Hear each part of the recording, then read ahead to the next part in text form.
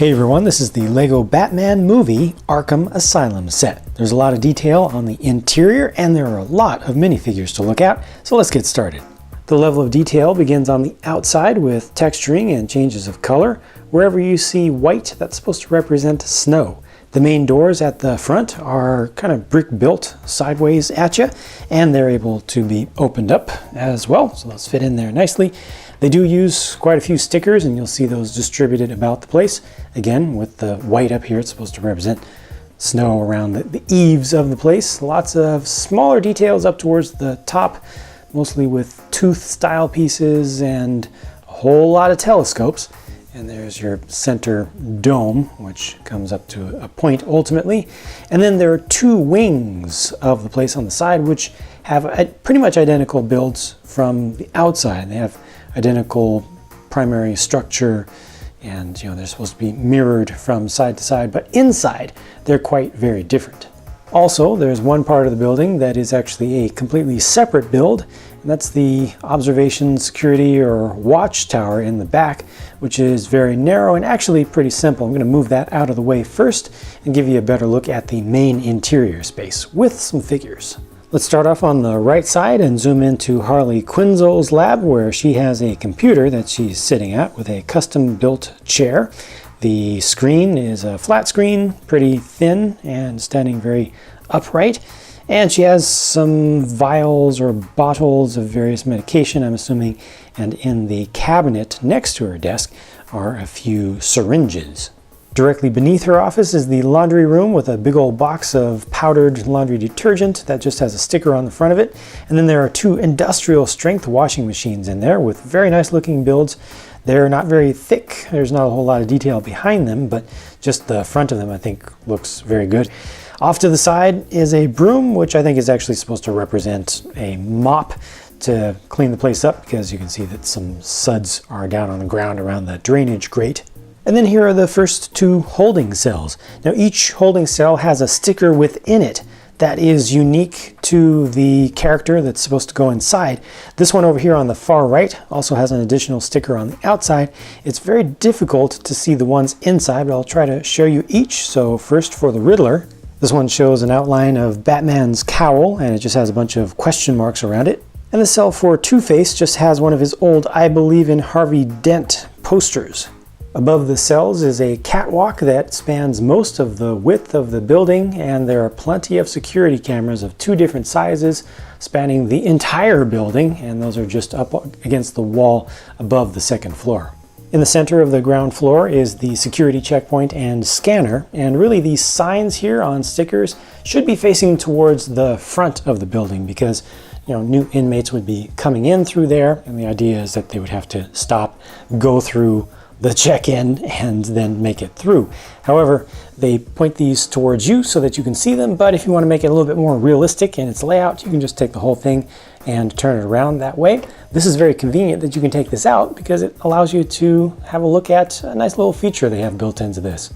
To demonstrate it, I have the Joker loaded in, and I'm just going to pass him through the scanner, and you get the X-ray view right there, and then you can just pass them the rest of the way, and you supposedly don't see it anymore. The other side also works, but you'll want to turn the figure around for this to be accurate. 2 floors up in the center of the building is the ward room, which doesn't have a whole lot of space for figures to fit in there, but fortunately the furniture can be removed very easily. Each of these sub-assemblies is attached by just one single stud, so I can bring this out. That's a safe that can also be seen as a staff locker, and it has security camera footage, just some tapes up on the top. This also has doors around the other side, and then this can be removed if you want to just kind of expand your play, move some things around to different areas, or add some of your own structure. It just makes it convenient, although I don't know if this is really intended to come out like this. They may have just used the single stud for each so that they can be angled in the corners. All right, let's move to the other side. More security cameras. The catwalk continues over here. Wow, he just teleported. And then there are 2 more cells down here. Now, one of the cells is for the Joker. Obviously, he's still going through check-in over here. So let me open this up, and I'll open the other one as well to try to get you a view of their specialized stickers.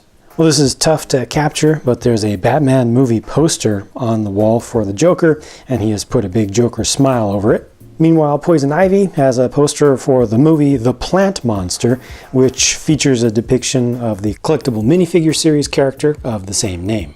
Also around the front, you may have noticed that Poison Ivy's cell has some vines growing out of it. At this far end of the building is the visitation room, which has just enough space for one visitor and one inmate to speak to each other through the wall, through the window, with the help of the two handsets there. And down below is the mess hall, which has all kinds of details I'll need to show you separate from the building by pulling all of this out carefully. A whole lot went into this food counter, including these 2x3 tiles done in medium blue, which can be used to hold the food. There's a stack of plates over here. There are a couple of pretzels. There are some hot dogs or sausages. These are actually little watermelon slices, the printed quarter round pieces. Cheese here, a donut. They've got some orange juice and milk over on this side. So about that tower I mentioned earlier, here's that.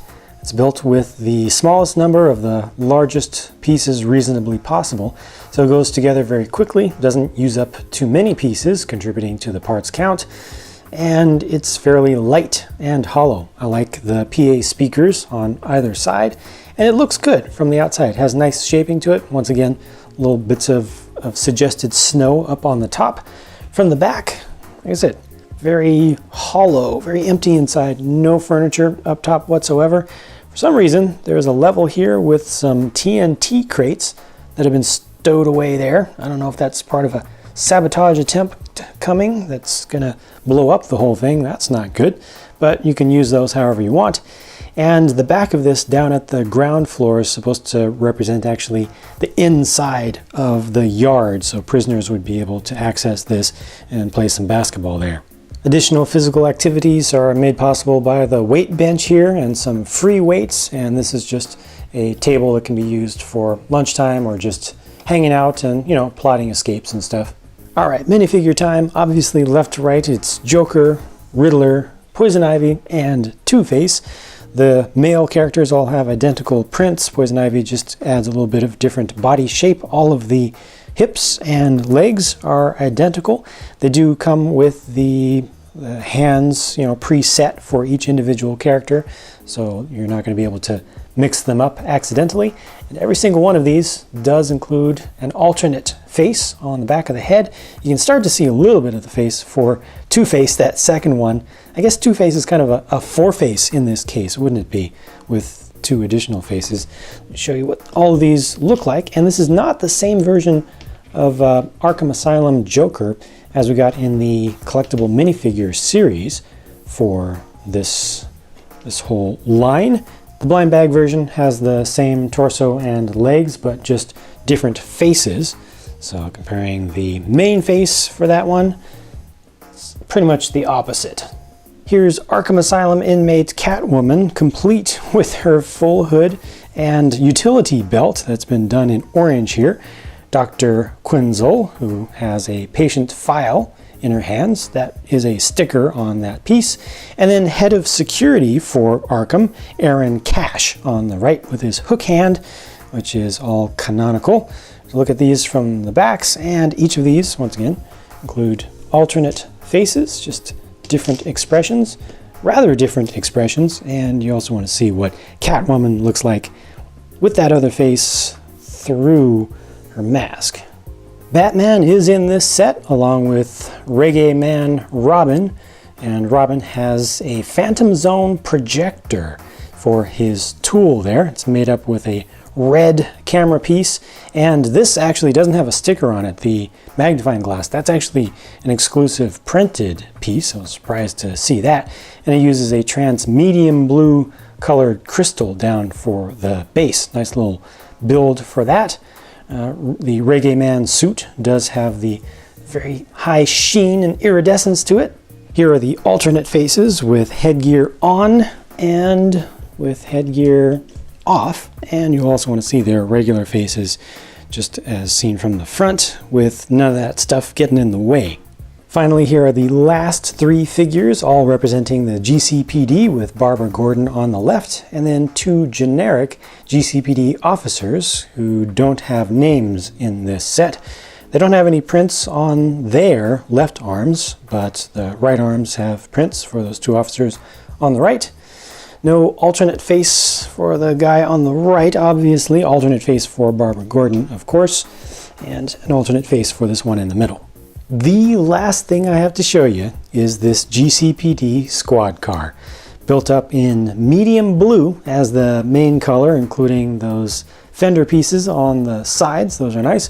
These doors are double high and they can open, and there is an opening trunk in the back that can store just a couple of small accessories. So it's actually pretty full right now, with just an extra walkie-talkie radio unit and a pair of handcuffs down there. I think you can put another pair of handcuffs in here, and maybe, see, even with this not completely flat, it's not quite working. So maybe you can find some sort of configuration that'll allow more stuff to fit in there, but I wasn't able to find such a thing. This door can open as well.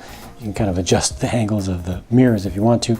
To get access to the interior, you want to lift the roof from the center. There are no studs there, so this just pops up very easily. And leave the tiles there. You can take one of the tiles off if you want to get even easier access to the interior.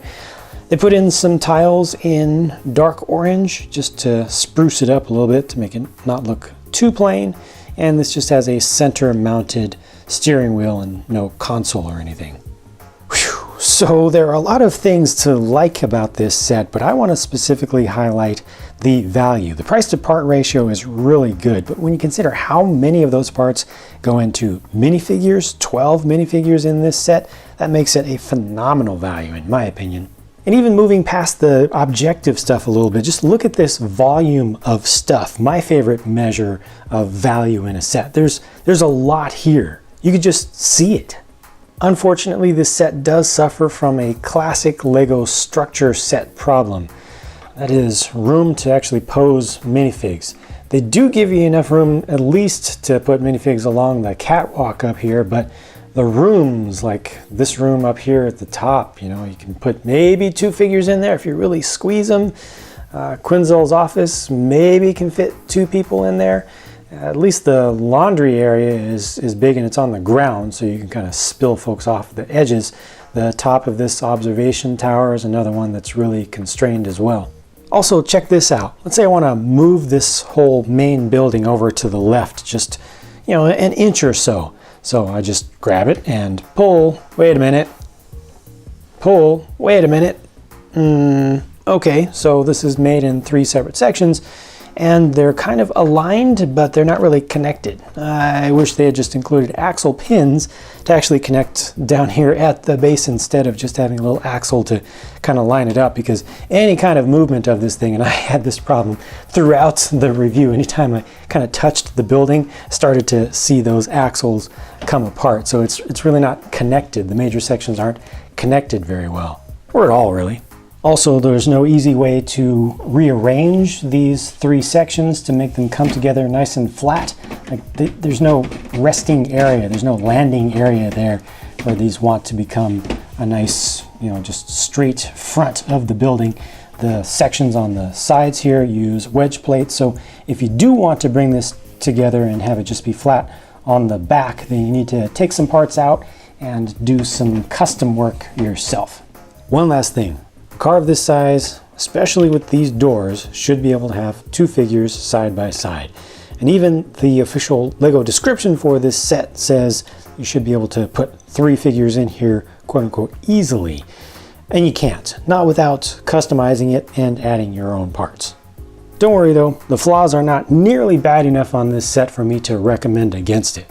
There's just too much good stuff with the details and the playability on the interior where you can make up your own scenarios.